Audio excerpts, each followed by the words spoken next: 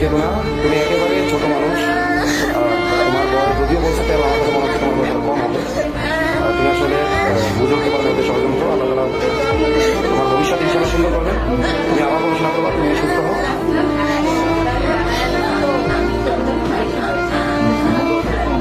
না না, আসলে ক্যামেরায় আপনারা বুঝতে পারছেন না হয়তো, তুমি তো একেবারে ছোট মানুষ। হ্যাঁ, একেবারে ছোট মানুষ। আসলে আমরা যেটুকু পাইলাম জবানবন্দিতে, আম্মু জবানবন্দিতে ওকে কাগজাতি করা হয়েছিল চকলেট, মিষ্টি জাতীয় জিনিস, চকলেট ইত্যাদির মাধ্যমে কাগজাতি করে ওকে এটা করা হয়েছে। আম্মু ঠিক আছে, ঠিক আছে, তুমি খাইতো না আম্মু? আচ্ছা, ওকে আপনি ভালো করবেন, ঠিক আছে, তুমি খাইতো না আম্মু? তুমি এটা ন্যায় বিচার পাবা, ইনশাল্লাহ তুমি ন্যায় বিচার পাবা।